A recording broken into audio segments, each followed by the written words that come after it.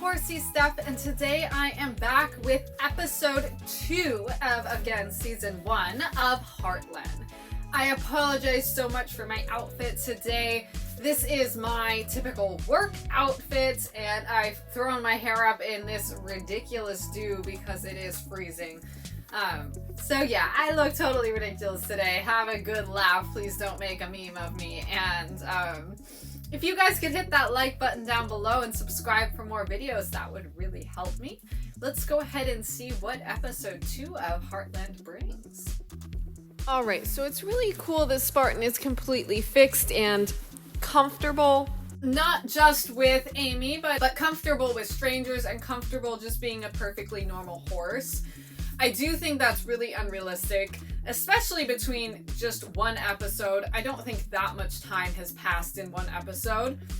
But once you have trauma will always stay. And we know this with people.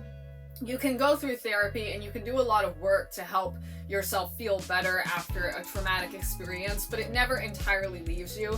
And the same is true with horses too. There'll always be some element of the trauma there, and you're gonna see it in situations that bring it up. So if this horse was that traumatized of people, you are gonna see him be just a little sucked back and fearful, especially around strangers and groups of people, for the rest of his life. That's never gonna completely go away.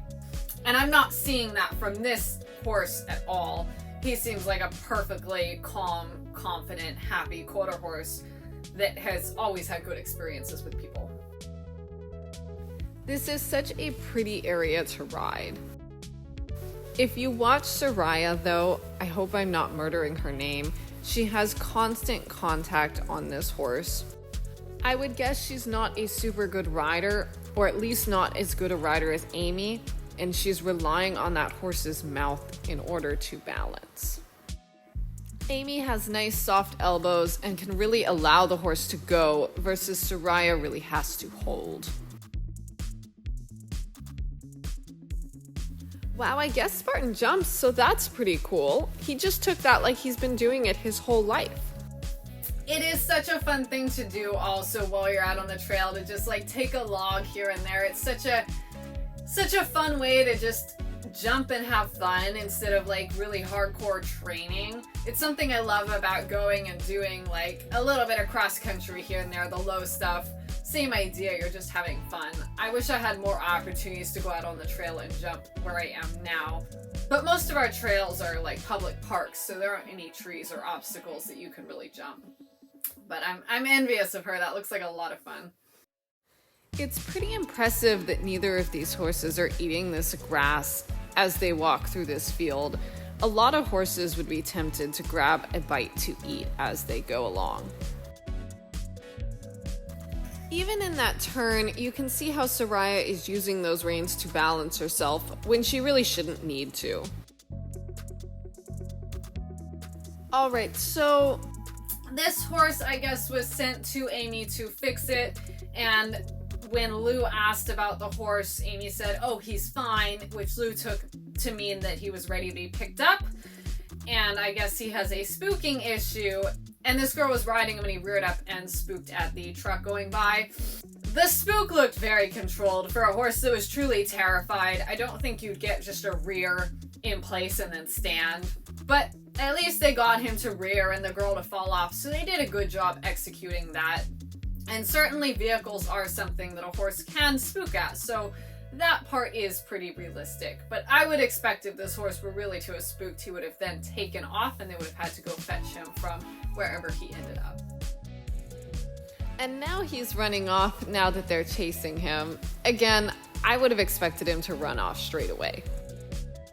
As a client, I can totally see why you would be very upset if your horse went home and you were told they were all fine and somebody immediately falls off of them because they still spook at vehicles.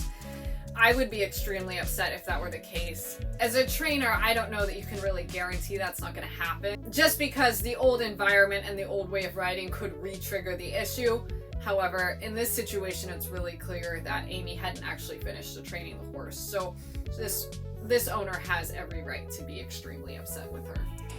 I could see how that negative publicity and negative experience could really wreck a training business. I personally would never let that happen, but I understand it was a little out of Amy's control. She should have communicated better with Lou, and Lou should have been a little bit clearer about asking whether the horse was ready to leave, not asking how the horse was doing, because the two are very different. I have certainly said many times, oh, this horse is doing great in training, even when a problem is still very much there. I've just seen lots of improvements, so I'm really happy with how the horse is doing.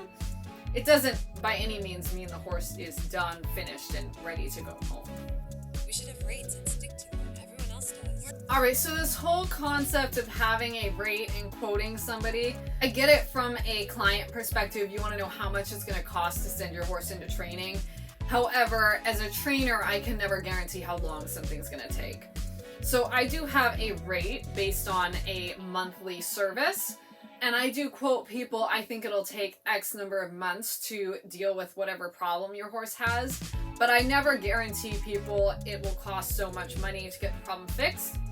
Instead, I tell them I think it will take 2 to 3 months to fix a problem, and I charge X amount per month so that they have some idea what they're going to spend, but they also understand that I can't guarantee a time commitment of how long something is actually going to take. Because you're working with a live animal and you also don't really know what the issue is until you start working on fixing it.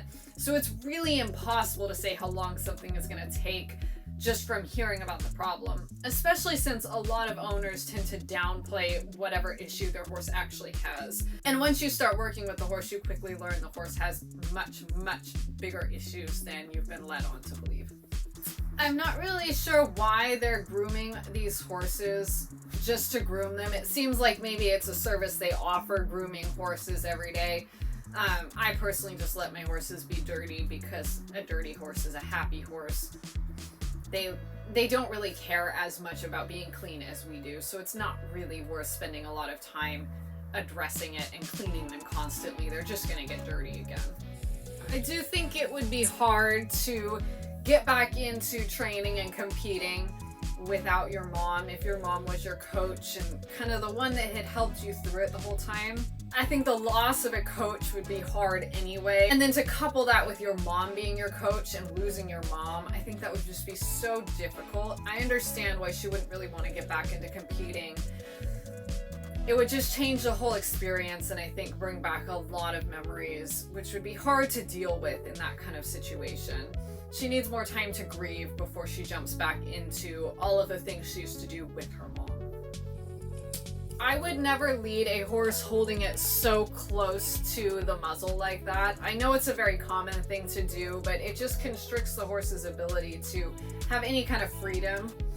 And I find that it can make horses really anxious. I mean, it's just like if you have somebody holding you right here, right? You don't want somebody in your face like that.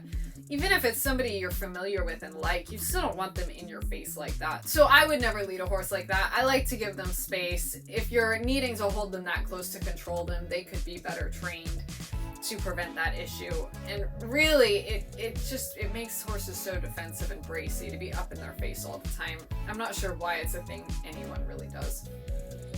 But Amy's doing it as well, so it must be just how they lead horses. So this is not a response you would typically see from a horse that is worried about trailering. The head tossing as they walk up to the trailer is interesting. I don't think I've ever seen that.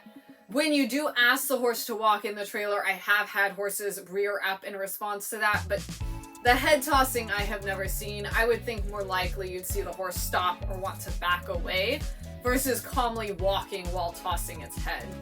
But perhaps that's an easier thing to train than to train a horse to back up to the pressure of going forward when they see the trailer. And your typical thing when a horse doesn't want a trailer is that they're going to avoid getting in the trailer by stopping or moving away from the trailer, not continuing to follow your direction and walk into the trailer. Because if a horse walks right into the trailer with you, even if they're tossing their head, it's not really a trailering issue. It might be some anxiety about the trailer, but you can still get the job done, so we wouldn't classify that as a real trailering issue. Also, if you look at how he's rearing and pulling forward, which is Also, not really a response to backing away from something. A horse that's going to rear to get away is going to rear really tight up, more of a backwards motion, versus a rear forward like he was doing, which is still coming towards the trailer as he's doing that. The kicking out behind I have also seen when a horse gets really stressed. Sometimes if they can't avoid something by moving backwards, they might start just kicking in frustration. That's typically not an aggressive act. It's typically more of a frustrated act, a feeling of confinement, and the horse trying to get away from some sort of pressure. Again, this horse also just doesn't look overly stressed, so I don't think they've done a great job of portraying anxiety surrounding the trailer. Alright guys, and I hope you enjoyed that part of episode 2 of Heartland, and I can't wait to continue watching it with you later this week. I will see you guys all next time. Bye!